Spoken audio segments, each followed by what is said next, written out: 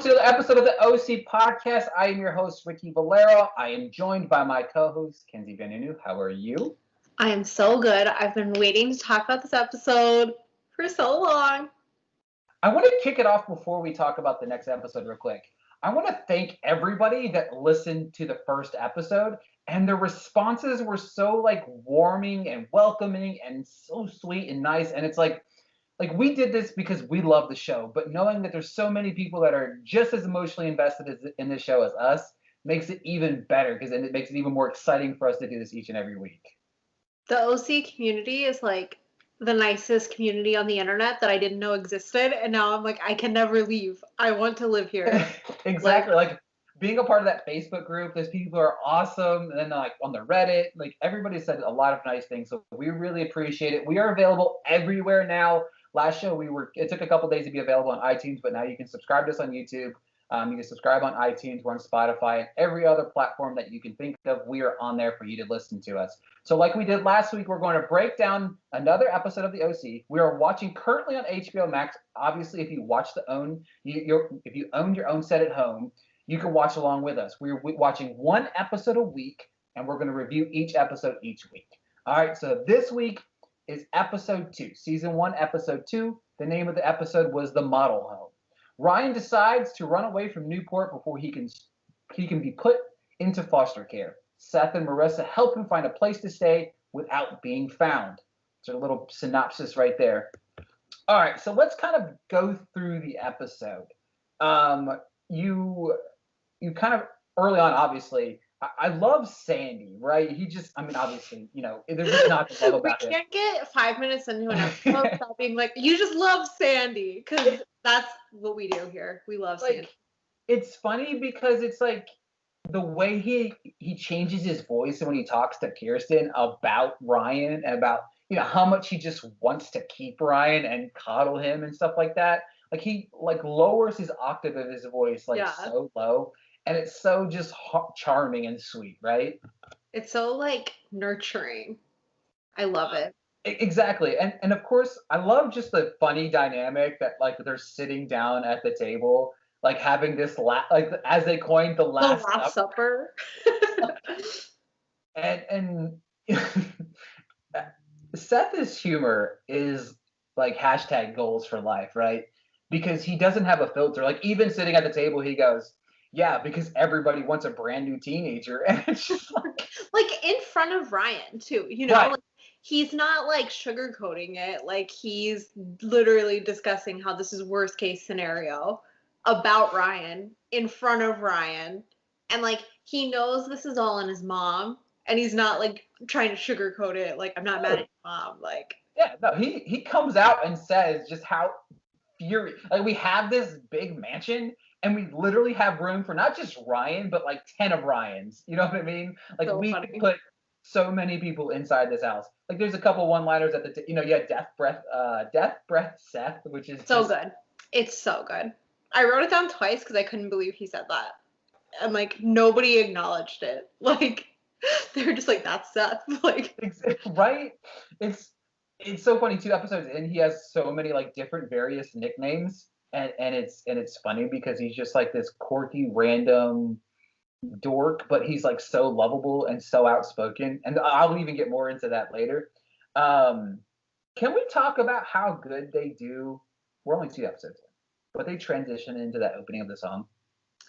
I wrote down that and underlined it so many times because this is the first episode we get the overhead shots of the city that are in every episode after this, overlooking Newport, and it just gives you that this is the OC vibe. And then they bring it all home with the theme song and the first time we see the credits, and it's so magical. It really is the best TV theme song. It fits the show so perfectly, and it's so funny when you're watching something on streaming and it pops up can I fast skip intro? I'm no one's gonna skip the intro on the show. Exactly. No one's gonna do that. Don't even ask. I wish there was a button to say do not even ask me, because it's you hear that and it's oh my god. You just kind of sit there for a minute and you just bask in And it's like you're waiting for it, right? Because there's always that couple minutes at the beginning of the You episode. can tell when it's gonna come. Exactly. Yeah. And they do such a great job kind of transitioning into it. I love the dynamic between Ryan and Seth whenever he's like, we can go on the pancake tour of North America. I about lost it. It's Like, so funny because you know that Seth read on the road in school because he goes to a private school, he's in a nice area, and it's like he knows Ryan's smart, but you wouldn't know if Ryan's read on the road, like you don't know. But he just like doesn't acknowledge it. So then the whole time I'm like, has he read it? Like, exactly. has, like because it's like Ryan's smart, but like he's been smart with like numbers and like the economy Exactly. and things. So I'm like, you don't know that he's read that. So like he doesn't know if Seth is just being funny and like just cutting him off. And I'm like, they Exactly. never address it again. I'm like, can we please bring this up? Like, have Ryan read on the road? Like, it's so good. Exactly. So we're obviously planning the coup. You know what I mean? We're planning the breakaway. Before we get to that part, we have this scene between Sandy and Seth, right? Seth trying to break out, and then Sandy just kind of, just kind of storms in a little bit, and like he has everything underneath the. It's so funny because Sandy comes in, he's like, "You're asleep," because like he knows that Seth would not be asleep. Like he's a Exactly. teenager, it's still light out, like Seth is not asleep. But he's like trying to comfort him, like, "Hey, I know we had a rough night, but it's okay. We'll get through this. Like we'll make sure Ryan's okay." And it's so funny because like if he wasn't trying to sneak out with with Ryan, he'd be like arguing with Sandy. And I don't know how Sandy doesn't understand this, that he's like, "Yeah, Right. yeah, Dad, I'm over it."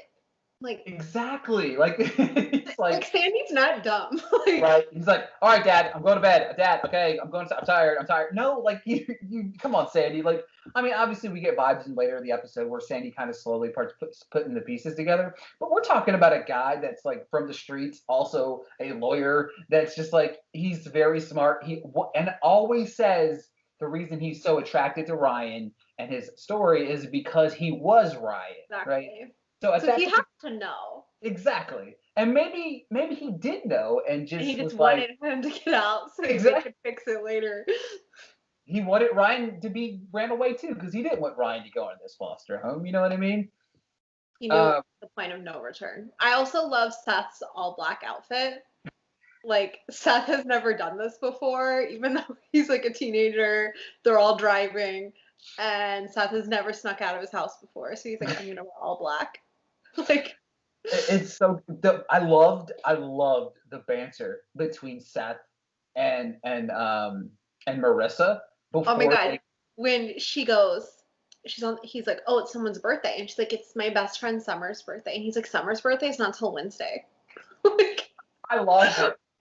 I'm like, you talk about creepy, just like right off.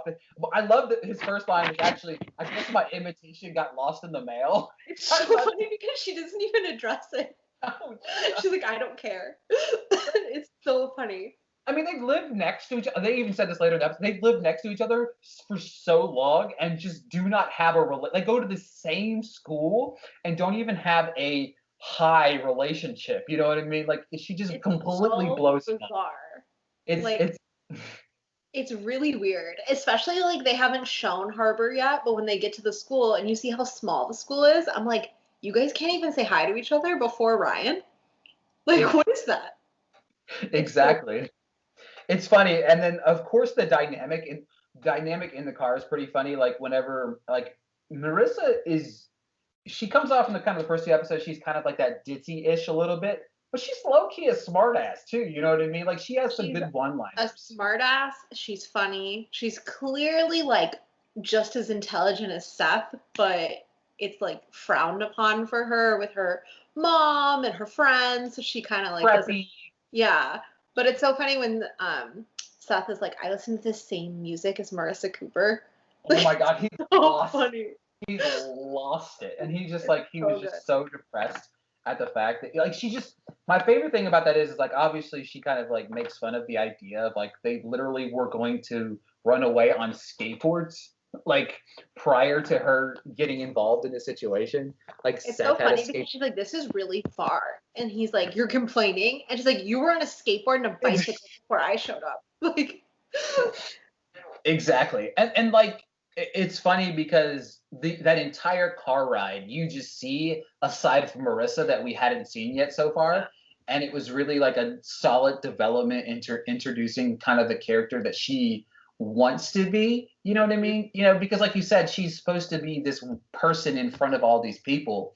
But we yeah. kind of finally get that good side of Marissa that we hadn't seen yet. And I literally love just the whole car ride. She just calls Seth out on all of his shit, and then she just does not care at all. And they have a great banter and back and forth in the car right there. And Ryan just kind of just right, Just chilling. he's just sitting there. He's just like whatever, you know. Because to them, this is like fun, but to Ryan, like he's trying to escape going to foster care. And it's actually a really serious situation. Yep. But it's like Seth lightens the situation, and Marissa kind of is like very wary of the whole thing.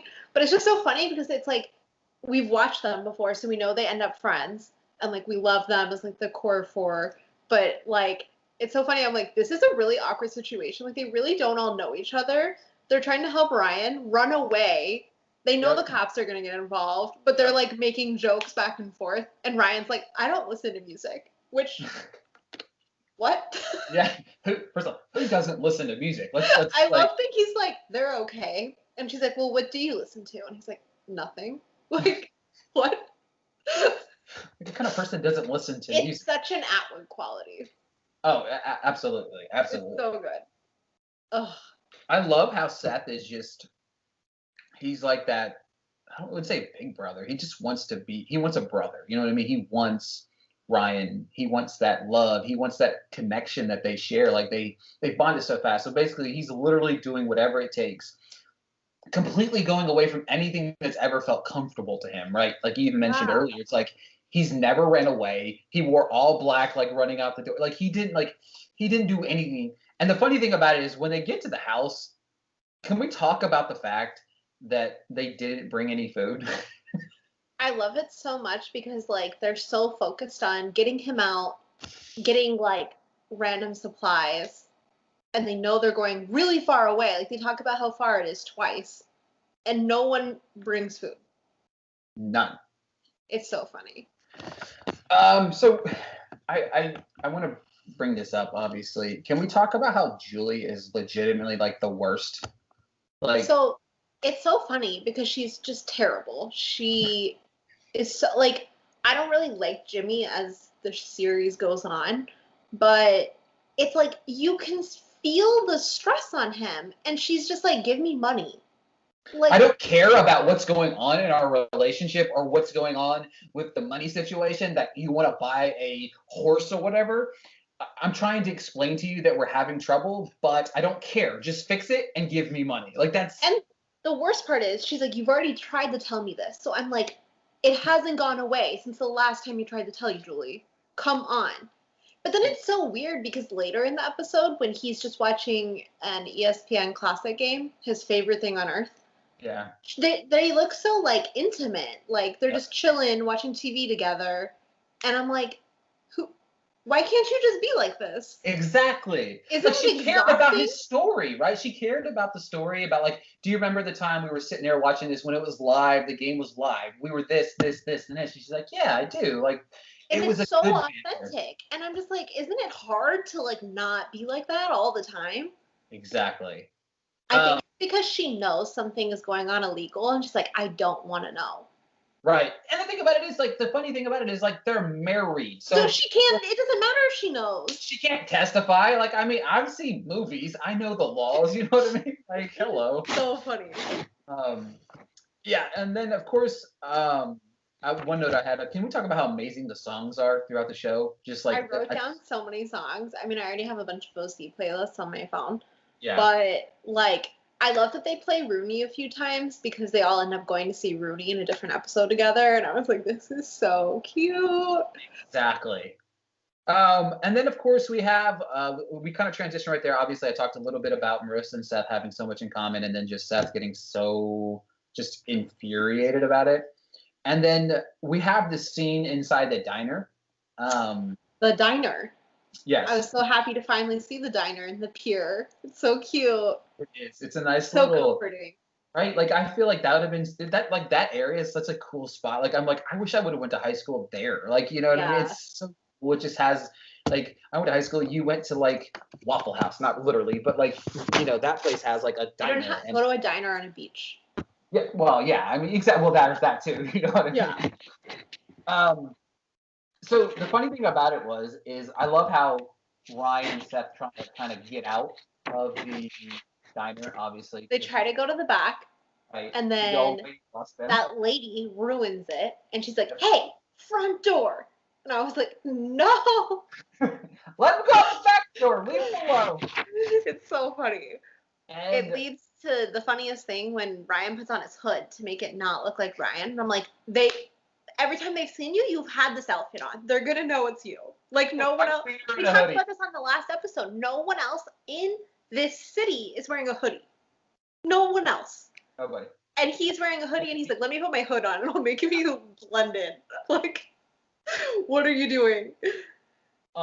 Seth delivers, Ryan, sorry, delivers one of my favorite lines early on in the episode. You know what I like about rich kids? And then he just punches, Luke right in the face. Like he's such a oh my god, he has such I watched it with subtitles, so it says, "You know what I like about rich kids?" And then Luke goes, "What?" But it has it cut off, and then it says, "Ryan punches Luke."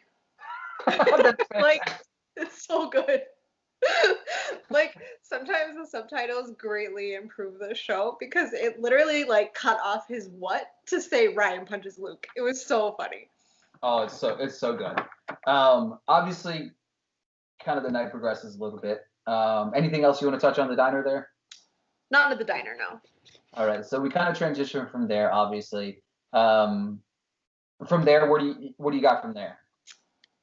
Jimmy and Kirsten at the model home when Ryan, Marissa, and Seth are all there. Yep. And so it's like Marissa already kind of confided in Ryan, being like, "Something's going on with my dad. I don't know what." And he was like, "I can keep a secret if you need to talk to me." And then the next day, they're all at the model home, and then Kirsten shows up with Marissa's dad, and it's like, this is not good. Like, why are they there? I originally thought, like, their relationship is not in the past. This is juicy. Obviously. But he's like, "Hey, want to loan me $100,000? Like, no big deal." And then Kirsten makes a joke, which is so funny because she's not, like, a funny person. But she was like, "I know where you live." Like, yeah. Like, threatened his life out of left field. Like, completely. It's so funny too because we haven't yet met Kirsten's dad, Caleb. But once you meet him, I'm like, maybe she wasn't kidding. Like, right? He knows some scary people. Exactly. And that's so funny because like that scene, obviously, there's so much going on right there, right?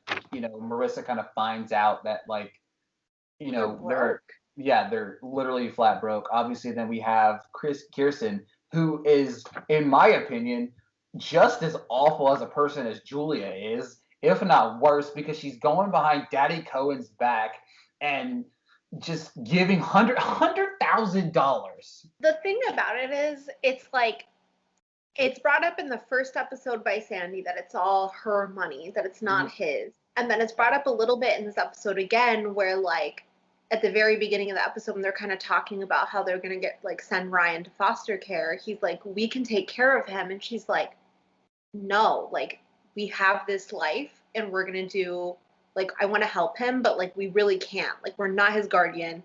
Our money isn't to bring in kids that like are teenagers. It's not ours." And it's like the whole dynamic of how you were talking in the very first episode about that Sandy is the nurturing one, and that's normally the mother on shows, and they've kind of reversed the roles there. But it's also like she's the one bringing in the money, and it's not like Kirsten's like, "Sandy, it's my money. We're gonna live my way." But like, she kind of says it anyway. You know what I mean? She does kind of say it by not telling Sandy, "Hey, I'm gonna loan my ex-boyfriend and our neighbor $100,000." Like, right, and that's like, can we talk about that sum of money? Like, it wasn't just like, hey, I need $1,000. I need $5,000.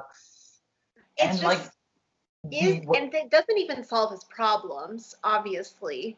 But so how much money is this guy in the hole from? Like, exactly. And because he said it fixes the issue, and it's like it fixes it right now, right? You know what I yeah, mean? Like it fixes it right now. So like $100,000, and the way she said yes, like so that, quickly. It's like, like to me, I'm like assuming that is like him asking for like $100 to right, her.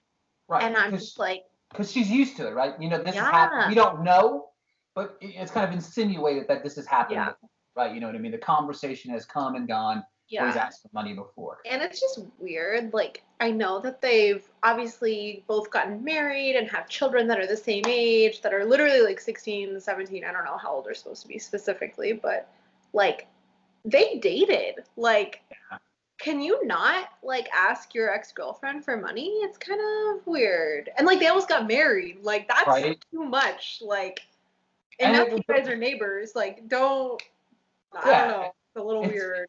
so like if you think about it, like her and Sandy have been married for God knows how, you know what I mean, at least Yeah. 16, 17, whatever years, how old Seth is, Yeah. that ballpark range, let's just say. So they haven't been romantically involved in almost, let's just say, 20 years, right? But yet he's still willing to just, she's just still willing, that relationship is still so solid, I Yeah. guess, to be Yeah. like, here's the money regardless. You know what I And mean? like, That, how sneaky was she when she was like, I have to take this when he was calling her? And she went outside from Sandy. And I'm right? like, this is weird. Yes. Like Like, Sandy doesn't realize that. Like, why? Who doesn't? Yes. No. It's just it's super sketchy. Like, uh, it's funny because like there's this one moment in time where we see this moment with Seth and Sandy, right? And he was talking to him about running away, right? You know what I mean? He was just she's like, having it. don't ever do this. You can always talk to me and your mom. Right. And then I love what he said. If you do run away, I'm coming with you, is what he said. And it was just so funny because it was for that one moment. It was like, I took it, I think, a little bit more deeper than maybe it was meant to be. But it was kind of that first time we kind of see a moment of him being, it's not that he's not happy, but, you know, he'd be like, you know, you want to run away? Let's just pick it up and go together. You know what I Yeah. mean? Like, you know, it's, you know, I'm not saying he wouldn't invite the wife. I'm just saying it was kind of that first time we kind of see them have words He's kind of like like that. lightly made fun of living in this Newport bubble, but he's never been like, I want to leave it. Because he obviously loves his surfing, he loves Yeah, his view. Like, absolutely. I mean, but it I was love the first everything. time I definitely also took it a little more seriously of him like being like, let's peace out. Because he keeps bringing up like, Seth doesn't know anyone that's not from here. Seth doesn't know anyone that doesn't have a BMW for their first car. Like, and it's like he's made it all like lighthearted comments to his wife, but he's never been like, we gotta move. Right, because he's come from nothing, right? You know what I mean? Yeah, He's come from, he knows what Ryan's been through because he went through it yeah, himself. So he knows the other side. Seth doesn't know that. This is the first taste in Seth's 16, 17-year life of danger. You know what I mean? Like, this yeah. is, you know, he's used to going to school, you know, being in his, you know, chess club, whatever, you know, that sort of Chess stuff. Like, club, comic book club, the whole. whatever nerd activities, this is what Seth's involved in, right? Um, but yeah, so let's go. Transitioning to later on in the episode, right? We have Marissa show up to the house, right? Yeah. Um, With th- Hallelujah playing, which was yes, like, it's so funny because that song is such a big deal throughout this show. And I was like, there's candles, this song is playing, like, even it's if you haven't seen the show, you're like, this is like a moment. And right, it transitions to serious. Even though like we've only had like slight tension with Marissa and Ryan, we haven't sure. had like one-on-one individual like romantic moments yet. You're like, Yeah, the stage is set with the right. song This and is the the moment, candle. right? Yeah, You're ready. You know what I mean? If you're going to yeah, this the first time, you're like, this is Ryan, Marissa. yeah. Yep, let's This is a go. couple. This Let's is do it. going. Yeah, Yeah. exactly. And the thing about it was so heartbreaking, right? Oh my God, when he's like, you have to go. And he literally turns around. I'm like, this is peak Ryan being like tough on the exterior, a softy inside. Yeah. When he's like, if you stay, I won't be able to leave. I was like, oh. Lost it, right? You know what I mean? Because you haven't really seen a soft side of him, right? Yeah. He's When they always went to putting on that front. right, he's always got the front on. You see it sometimes, but this is the first time he's expressed it out loud. Exactly. You know, he's kind of said out loud how he feels, and it's really not like he's struggling right now because he knows if they sleep together that he is going to be emotionally he already is kind of emotionally attached to Marissa, but it's going to take it to the next level. Yeah. And he knows that there's just no way that he's able right this second to kind of stick around. So then, of course, obviously Marissa hits the bricks. You know what I mean? So and then, sad. of course, Luke followed her like a creep. Let's talk about the first time they showed him. He looked pretty inebriated, and Homeboy and all his water polo friends hop in his truck. A truck so big. As someone who's lived in Texas and LA, I've never seen a truck that size in like California in general, let alone Orange County. But like a creep, I don't know how she doesn't see his truck. It's so huge, like it's massive. Like you see she runs out. Obviously, she's emotional, but the truck is so big. It's so massive, and she's just kind of like nonchalantly running out. And like you know when you know someone with a car and you see it, you're always like, oh, that's so and so's car. Like right. You would be like, that's Luke's truck. Right. And she just drives away like nothing ever happened. My favorite part of the whole sequence was she runs out of the house with no purse, but she's not holding anything. And then she just opens the car and drives away. I'm like, so you left the car running, but you were under the impression you were spending the night? Like, right, you're right. You're under the impression that you were about to get it on and sleep. You left your car running with your purse inside? Like, what? It's just weird. Like, but the second I saw the truck, I was like, this is not good. Right. I hate water polo players. I wrote it down like 3 times. Like, what is water polo? Make it stop. Right, exactly. So we have the scene, they beat him down, right? We kind of saw that happening. They knock over some candles, start a fire, right. And they all leave him. And I was like, they're just going to leave Homeboy in a fire? Like, what? Like, I know they're assholes, but like, murderers? Right, exactly. Like these kids are like that's the thing. Like these water polo guys, that's just gonna be their names from the rest of the guys. Yes, they're just like the same, right? They're the same way though, right? They're used to being the bullies, getting whatever they want, doing whatever they want. They're the jocks, right? But they're not ever used to really crossing the line the way they have with Ryan, right? They broke up some kids, they have, right?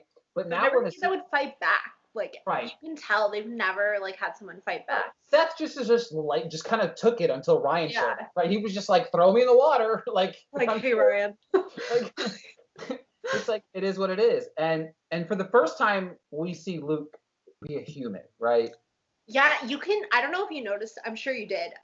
He leaves the room with Ryan, and they all start running down the stairs, and then they show Luke grab the banister, and he just like tightens his grip on it, and I was like, this is like a sign that we deserve to learn Luke's name this episode. And you can tell like why Marissa's with him. Like they've mentioned it a few times. Like Seth was like, you guys got together in 5th grade. And they're driving, so they've been together for so long. And the whole time you're like, even if Marissa's like the popular girl, she still is a nice person. Right. And you're like, there's no way she would just be with someone because he's like the hot water polo guy. Exactly. Like, she does care about like people, so it was nice to see him change. He like literally gripped the stairs, like, I can't go down, I can't do it.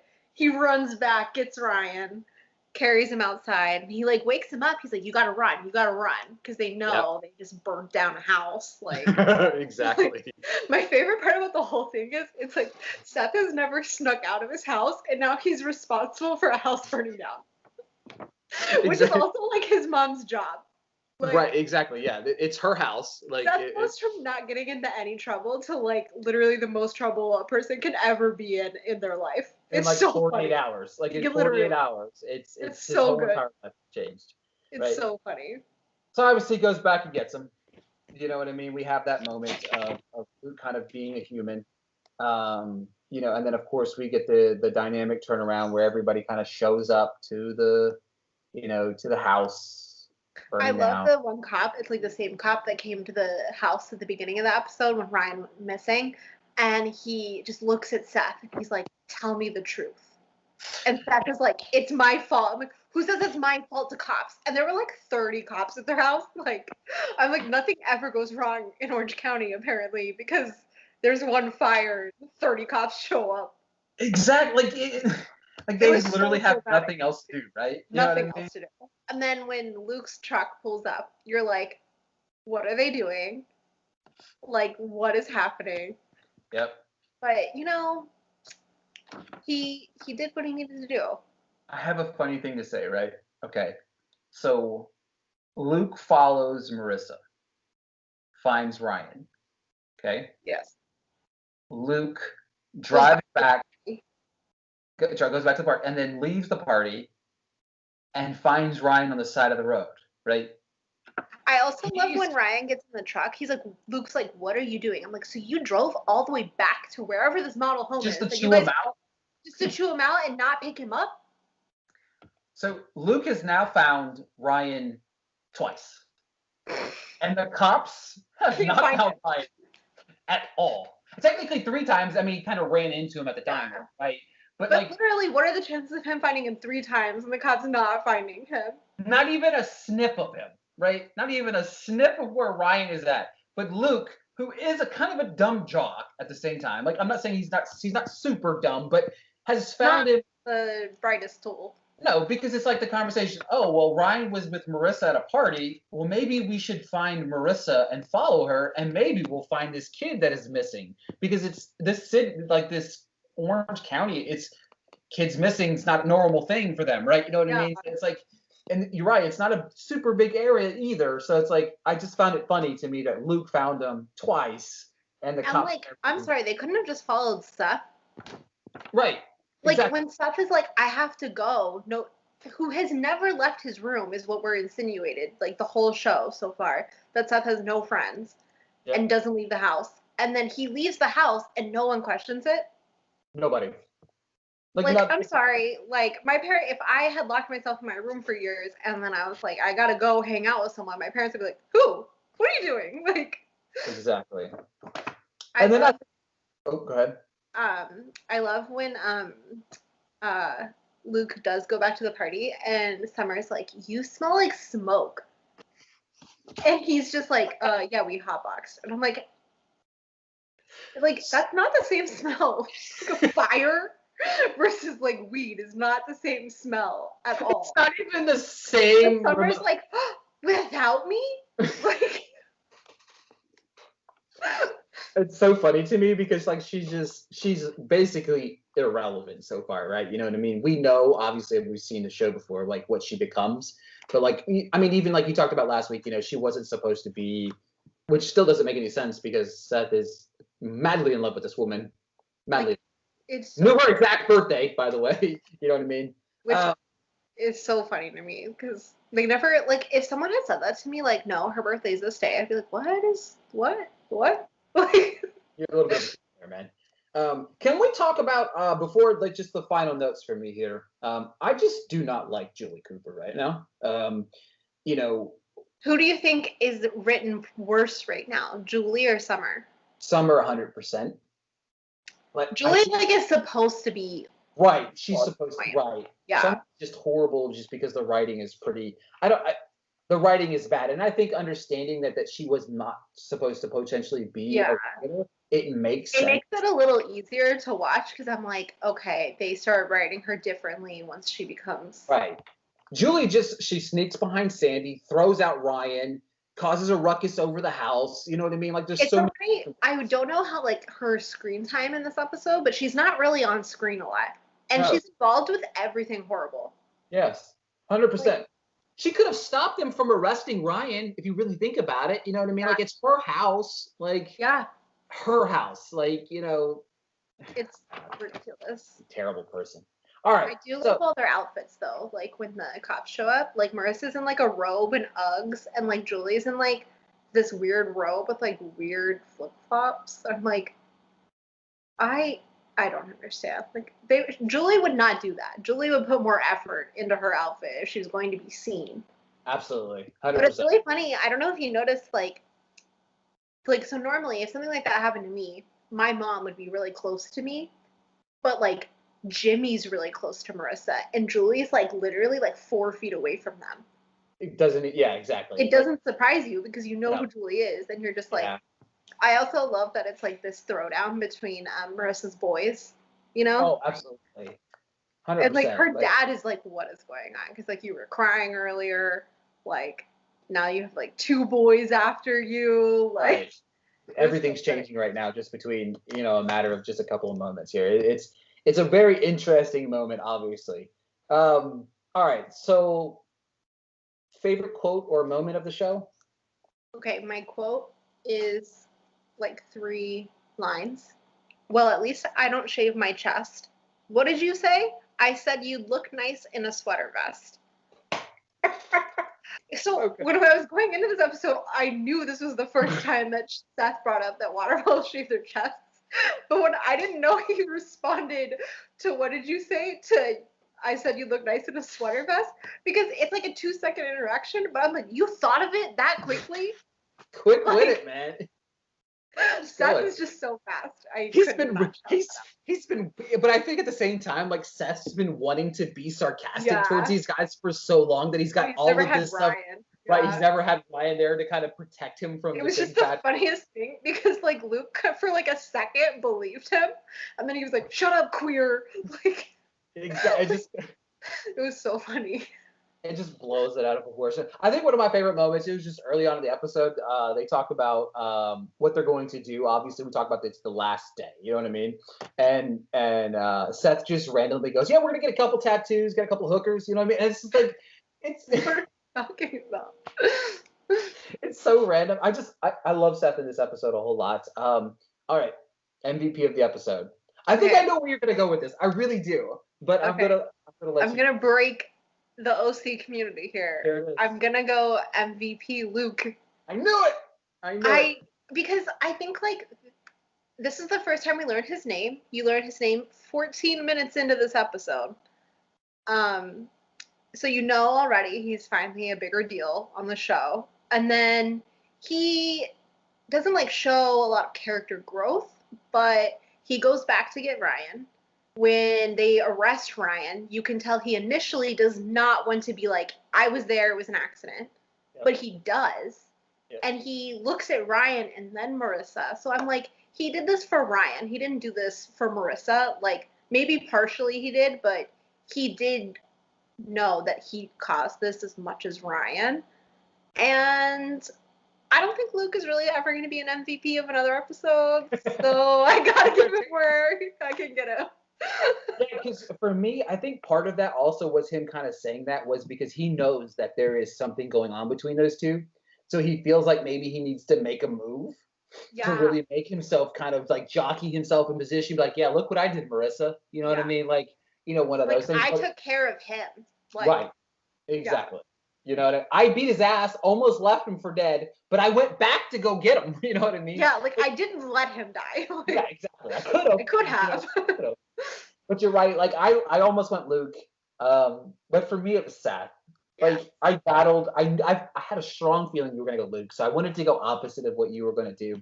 Especially when we talked about it, we didn't say who, and it's been one of those things that's been very hard between us is talking about the episode and trying to save it for this podcast instead of talking about it after we watch them.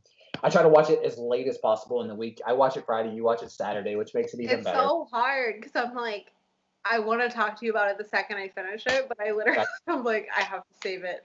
But I did have to tell you, my MVP would be a shocker. Yeah, so for me, it's Seth. I love what he does for Ryan. Like it's very sweet. It's very at the same like he doesn't know who Ryan is. You know what I mean? He really does. It's so crazy because we're both rewatching this, so we know how much their relationship grows and how much they mean to each other. But I'm like, he is doing this, like you said, without knowing Ryan. Yeah, doesn't even know really the kind of person he is. He just kind of wings it. You know what I mean? Like and just says, "Hey guys, like I'm good." Like they really understand each other. Like Seth needs to talk all the time to someone. And Ryan just needs to, like, someone to let him just be Ryan. And they do that for each other. They have this, like, unspoken bond from the first time. Like, it's for me, it's like we sit there and talk about how people have soulmates. You know what I mean? You have somebody that's your soulmate, right?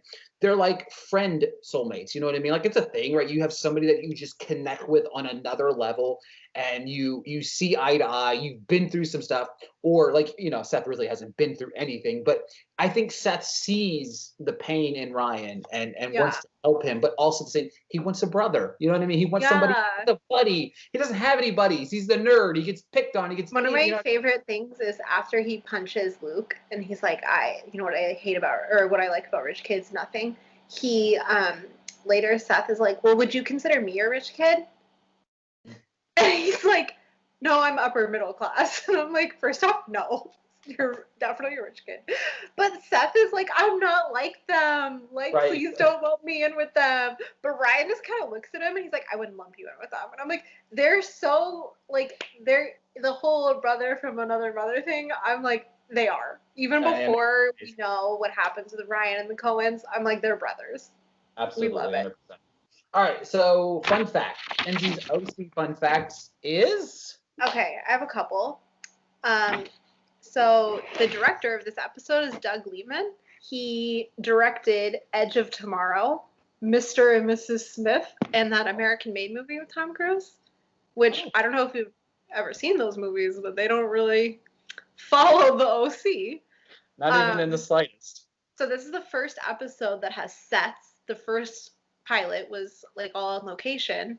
So if you notice, the house is like kind of different. Like there's an island where it wasn't before. Their kitchen's a little different. It's really funny to me. The Coens' pool is only 4 feet deep. So if you ever see them in the pool pretending it's deep, they're on their knees. Like, I think that's the funniest thing I've read. I love the idea that they're in this pool pretending it's deep. And then we just missed Summer Roberts' birthday. It would have been 8/13 according to this episode. Well, happy late birthday, Summer. So cute. But I love that. Oh, and then this episode, when they're in the pool talking about what they should do for their last night, Seth is like, we could go see a shark movie in IMAX, which is foreshadowing later events. And no, they don't go see a movie in IMAX about sharks. Stay tuned for another episode, guys. Oh, it's so fantastic. Oh my God, this is so much fun. Guys, thank you so much for listening again. Obviously, next week, episode 3, we're tackling another episode next week. We hope that you watch at some point this week after listening to this one. Subscribe, like, respond, comment on the videos, send us something on Twitter. Follow Kenzie on Twitter at KensVanunu. Follow myself at Ricky Valera _. We want questions, answers, whatever your thoughts about the episodes. I'm going to post this on Reddit. I'm going to post it everywhere because we want to hear from you guys in the community as well. So yeah, make sure to check out the MusicCityDrivein.com for Kenzie and I's latest articles. And thank you so much for tuning into this episode, and we'll talk to you guys later.